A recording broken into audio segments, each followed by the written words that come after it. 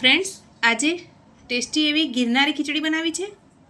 ઉનાળાની ગરમીમાં એકદમ હેલ્ધી અને તરત પચી જાય એવી આ ખીચડીની રેસીપી ચાલો તમારી સાથે પણ શેર કરું.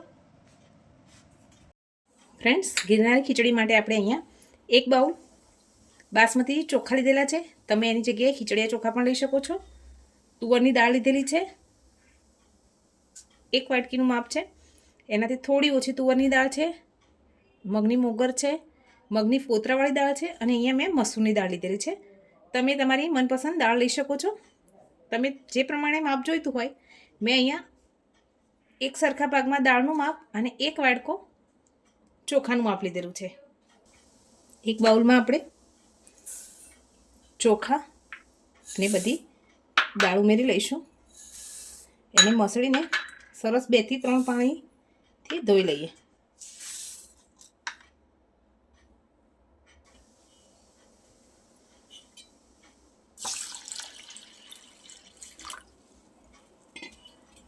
સરસ રીતે ધોઈ લઈએ.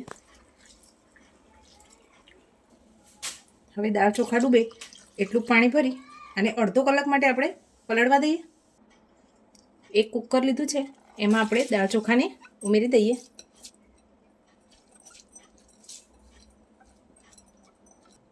જે વાટકીના માપથી આપણે ચોખા લીધેલા છે, દાળ ચોખા, એ જ વાટકીના માપથી આપણે ડબલ પાણી ઉમેરીશું. મેં અહીંયા 6 વાટકી છે તો હું 12 વાટકી પાણી ઉમેરીશ. આપણે અહીંયા ડબલ પાણી ઉમેરી દીધું છે. હવે 1 વાટકી લીલા વટાણા લીધેલા છે, મેં ફ્રેશ લીધેલા છે, તમે ફ્રોઝન પણ લઈ શકો છો. 1 વાટકી બટેટાને ઝીણું સમારી લીધેલું છે. હવે આપણે એમાં સ્વાદ પ્રમાણે મીઠું ઉમેરી દઈશું. 1 ટેબલ સ્પૂન હળદર ઉમેરી દઈશું. 1 ચમચી જેટલું આપણે આમાં ઘી ઉમેરી દઈએ. કુકરનું ઢાંકણ બંધ કરી આમાં હવા ભરાય પછી ગેસની ફ્લેમ ધીમી કરી દેવાની છે અને 2 થી 3 વિસલ આવે ત્યાર સુધી આપણે ખીચડીને સરસ બફાવા દઈએ. ગેસ ઉપર એક કઢાઈ રાખી છે. આપણે એમાં હવે તેલ ઉમેરીશું.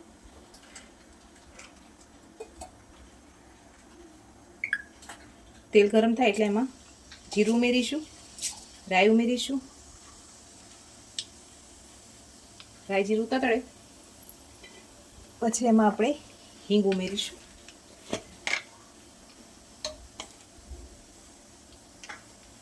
બે તેજપત્તા, 2 થી 3 આખા લવિંગ ઉમેરીશું.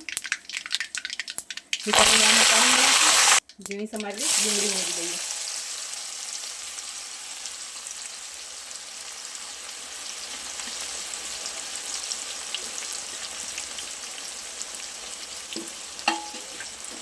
ડુંગળી થોડી સોફ્ટ થાય પછી આપણે ટામેટાં ઉમેરી દઈએ. હવે આપણે એમાં રેગ્યુલર જે આપણા મસાલા છે એ ઉમેરી દઈશું. લાલ મરચું પાવડર ઉમેરીશું. હળદર આપણે પહેલાંથી ઉમેરેલી છે. ધાણા જીરું પાવડર ઉમેરીશું. મસાલાના પ્રમાણમાં થોડું મીઠું ઉમેરી દઈશું. સરસ મિક્સ કરી લઈએ.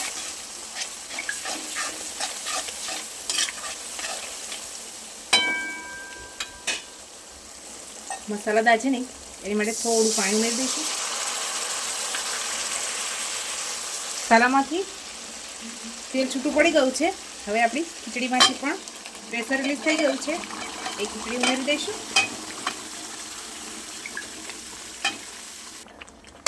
હાથનું ધ્યાન રાખી અને સરસ મિક્સ કરીશું, કેમ કે આમાંથી છાંટા ઉડે.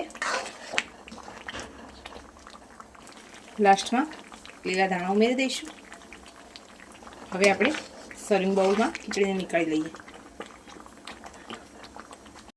ફ્રેન્ડ્સ, આપણી મસાલેદાર ગિરનારી ખીચડી બનીને તૈયાર થઈ ગઈ છે.